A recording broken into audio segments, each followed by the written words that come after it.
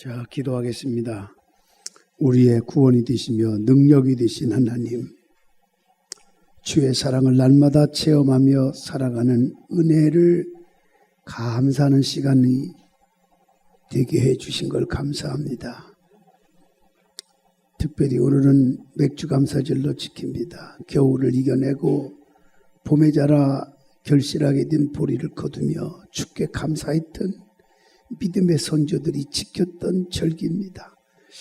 보리고개라고 하는 힘든 기간을 넘기며 갖고 온 보리를 거두고 그로 인해서 감사했던 믿음의 선조들의 감사를 배우게 하여 주옵소서.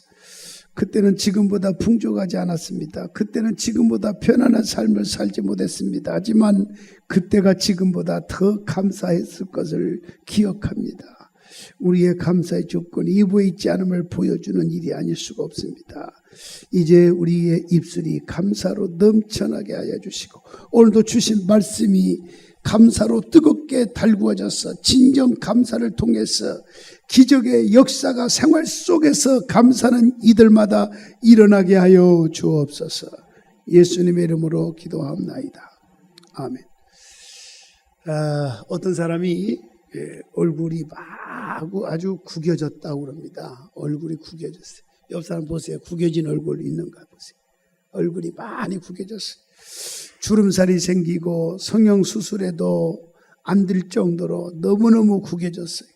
그래서 원인이 무엇인가 찾아도 찾을 길이 없는 거예요. 그런데 때마침 의사 선생님께서 말씀하기를 이것은 먹어서는 안 될 것을 그가 먹었기 때문에 이렇게 구겨졌습니다. 뭘 먹었는데요? 그랬더니 구기자를 먹어서 그렇습니다. 그렇다. 이 얼굴을 펴야 하는데 구기자는 먹어놨겠다. 세상에 어떤 기술이나 약으로도 안 되고 방법이 하나 있는데 피자를 먹으세요. 그랬더니 얼굴이 활짝 펴졌더라. 그런 얘기입니다. 요즘 구겨진 인생들, 찌그러진 인생들, 주름 잡힌 가정들이 너무너무 많이 있습니다. 예수 믿으면 펴지고 예수 안 믿으면 구겨집니다. 우리 한번 인사합시다. 우리 예수 잘 믿고 구겨진 얼굴 피자 많이 잡수십시다. 아멘. 피자가 뭔지 알겠죠? 솔벤이라고 하는 화가가 있었어요. 그런 젊은 나이에 안타깝게도 중병에 걸렸습니다. 의사가 이렇게 말해줬습니다. 당신은 임파선 결핵을 앓고 있습니다. 앞으로 3개월밖에 살지 못하게 될 것입니다. 시한부 인생으로 전락시키고 말았습니다. 그러자 아내가 탐 같은 말로 남편을 위로해 주기 시작했어요. 3개월밖에 못 산다고 생각하지 말고 하나님께서 3개월 허락해 주셨구나 라는 생각을 하면서 감사해 보세요. 그렇게 권했다는 겁니다.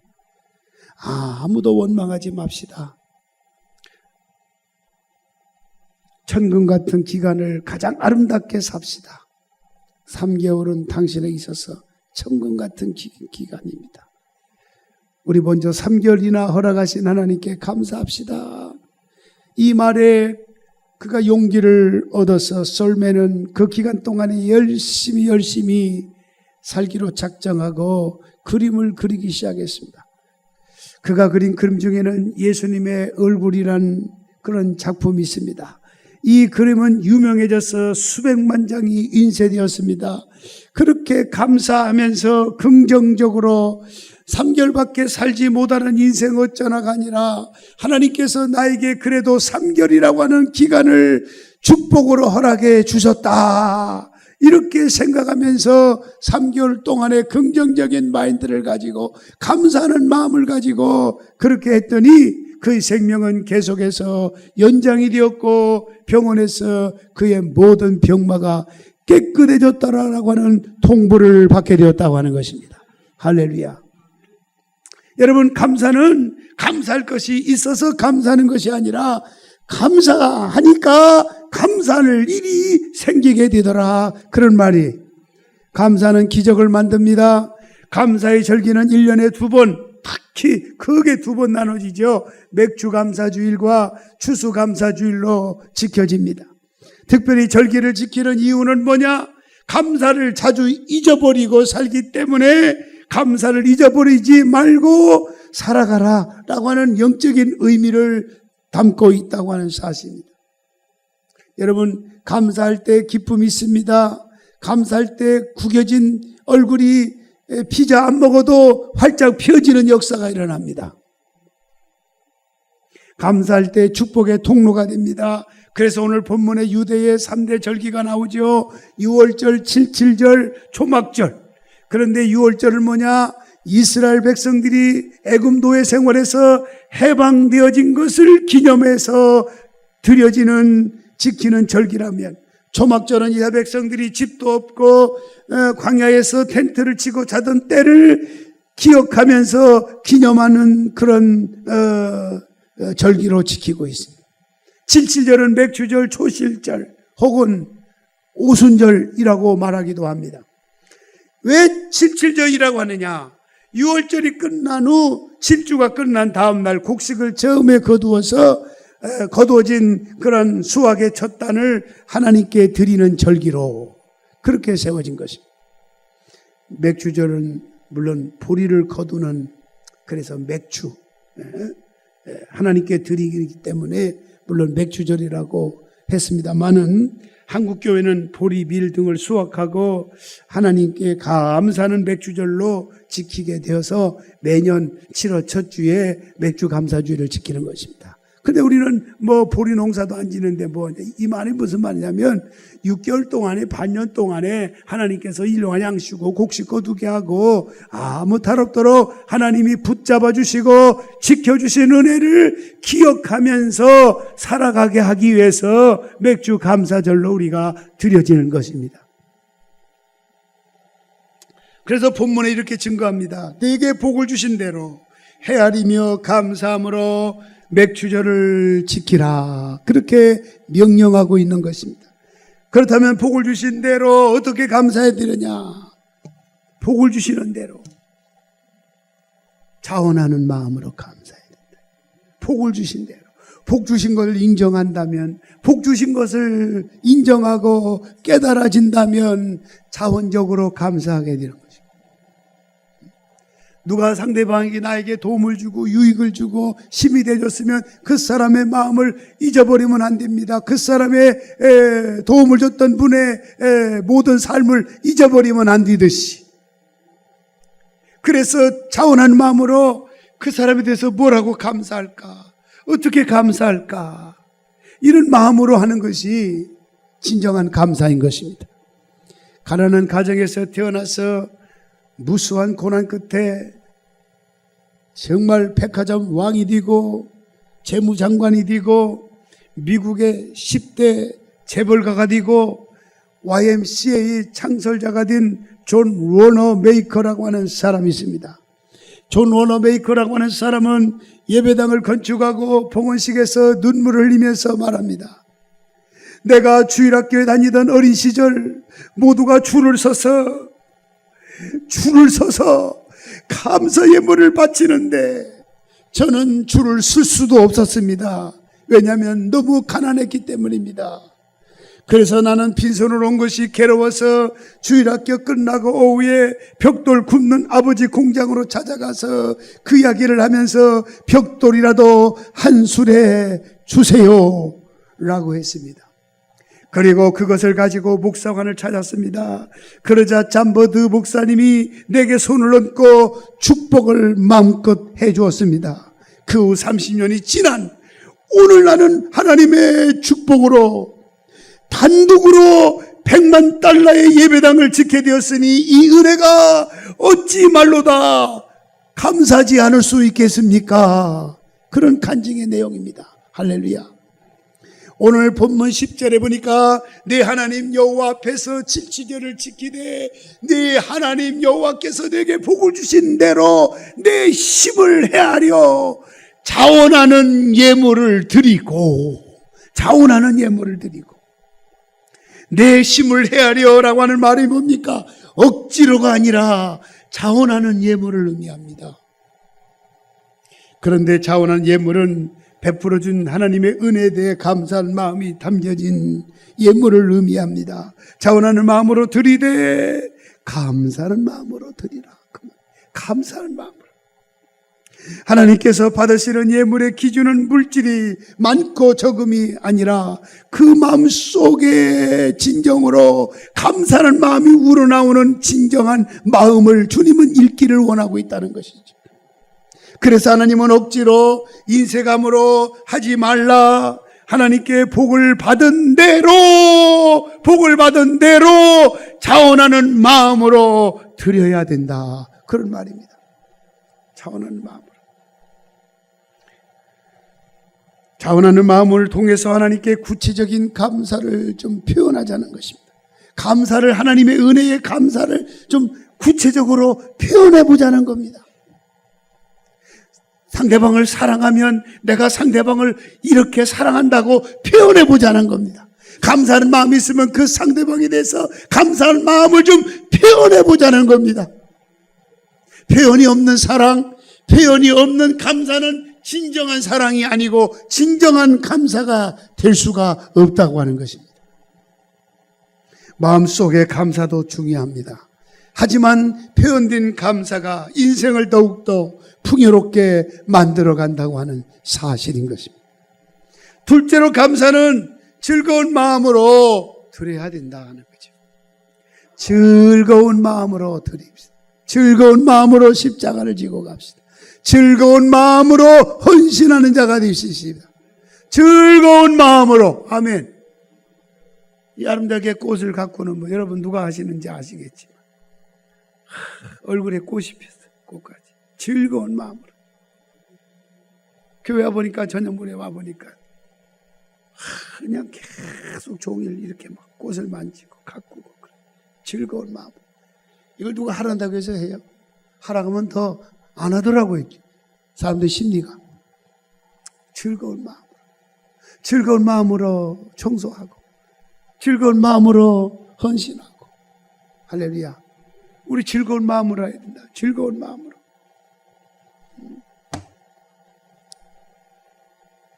11절 봅시다.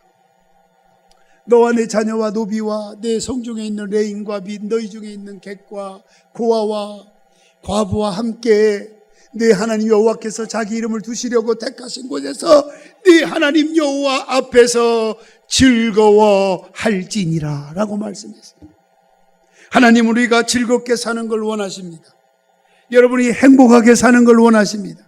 여러분의 자녀가 결혼을 해서 여러분 다른 사이가 자기 딸에게 행복하게 해주고 경제력 있고 배침해주고 또 사랑해주고 유해주고 허물을 덮어주고 감싸주고 보듬어주는 그런 남자 만나기를 원하지 않습니까?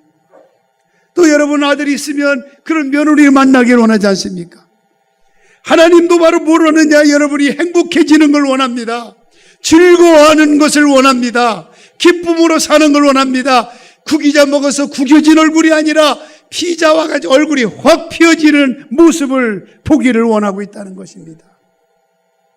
내 자녀가 불행스러운 모습을 비춰진다면, 고민하고 있다면 부모의 마음이 가슴이 아프듯이 예수 그리스도를 나의 구주로 영접하는 순간 하나님의 자녀가 되는 권세를 주셨는데, 우리는 예수 믿는 순간 하나님을 아버지라고 부르게 되고 그 하나님이 나의 아버지가 되시는데, 아버지께서 여러분에게 즐겁게 행복하게 해피하게 살아가는 걸 원하신다, 그런 말입니다. 하나님은 우리의 예물에 관심 있는 게 아닙니다. 감사할 때 행복한 삶을 살 수 있기 때문에 즐거운 마음으로 감사하라고 말씀하고 있는 것입니다. 노비와 고와 과부 그리고 레이 사람과 나그네 모두 다 애롭고 힘이 없는 사람들을 가리킵니다. 의지할 데 없는 나약한 존재들을 의미하고 있습니다. 하지만 하나님께서 이들을 감사에 초대하셨어요. 부족하고 연약하고 불쌍히 여겨달라고 하는 불쌍히 여김을 받을 수밖에 없는 저와 여러분들을 주님이 언제나 주님의 몸된 교회로 초대하시고 말씀으로 치유하시고 축복하기를 원하시는 것입니다. 세 번째, 감사는 하나님의 은혜를 기억하면서 드리는 것입니다. 신명기 오늘 12절 보세요. 오늘 참 본문의 말씀 12절 보세요. 12절. 16장 12절. 너는 애굽에서 종되었던 것을 기억하고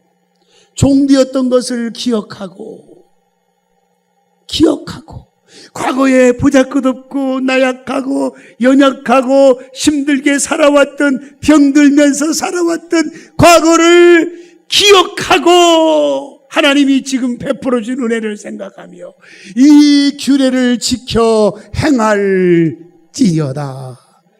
오늘 이 말씀, 과거를 잊어버리지 말고 살아라, 그 말. 과거를 잊어버리지 말고, 베풀어줬던 은혜의 과거를 잊어버리지 말고 살아라. 생각하는 사람이 감사할 수 있음을 깨우쳐주는 말씀. 그러므로 감사가 없다고 하는 것은 과거에 대한 생각이 없다는 거예요. 과거에서부터 지금까지 지켜주신 하나님을 기억하는 사람은 감사할 수밖에 없는 것입니다. 감사할 수밖에 없습니다. 하나님의 역사에 대해서 기억하는 사람은 감사함으로 하나님께 영광이 되고 은혜와 놀라운 복이 되어지는 것입니다. 이스라엘 백성들은 과거가 어땠습니까? 노예였어요. 그 노예 생활은 죽음의 생활이에요. 지옥 같은 수월의 생활이에요. 암흑적인 생활이에요. 인간의 힘으로는 견뎌낼 수 없는 타격적인 삶이었어요. 그런 노예로 죽을 수밖에 없는 사람이었고 자유를 누리지 못한 그런 사람들이었습니다. 이스라엘 백성들이. 그런데 하나님께서 애굽의 노예로부터 해방시켜 주었다는 거예요. 이건 전적인 하나님의 은혜지 않습니까? 가나안 땅에 들어와서 농사에서 처음 수확을 거두었으니 얼마나 감사한 일이겠습니까? 그들을 하나님께서 베풀어 주신 은혜를 기억하고 있는 거예요. 잊어버릴 수가 없다는 얘기입니다. 날마다 하나님이 보호해 주신 걸 지울 수가 없다는 거예요. 우리가 하나님의 은혜를 기억하며 감사하는 삶을 살 때 그의 삶은 풍요로워질 수밖에 없습니다. 성경의 원리인 것입니다. 그러므로 감사가 없는 가정은 메마른 가정이고 감사가 없는 건 풍요롭지 못한 그런 사이가 되는 것입니다. 감사가 있어야 풍요로웠습니다. 감사는 풍요로운 삶의 재료가 됩니다. 감사는 물질만이 아니에요. 물론 물질이 감사의 표현 방법이기도 합니다만은, 그러나 더 중요한 것은 날마다 우리 말 한마디, 상대방을 대하는 말 한마디, 환경과 상황의 현장 속에서 불평과 불만이 아니라 그냥 감사. 그래도 건강 준 거 감사. 그래도 당신을 만나게 해줘서 감사. 그저 감사가 입에서 넘쳐나야 된다는 것입니다. 사람은 누구나 감사의 제목을 안고 있는데도 불구하고 감사의 제목을 생각하고 기억하고 써가는 사람이 많지 않아요. 그래서 여러분에게 좀 이번 백주 감사의 의미를 가지고 진정으로 주님 받을 만한 감사를 드리자는 의미에서 6가지 칸을 만들어서 하나하나 써가자 이거죠. 쓰다 보면 생각이 나. 쓰다 보면 고마운 마음이 막 뜨거워져. 하나님 은혜가 너무 광대한 것을 막 느끼게 되고 깨달아진단 말이에요.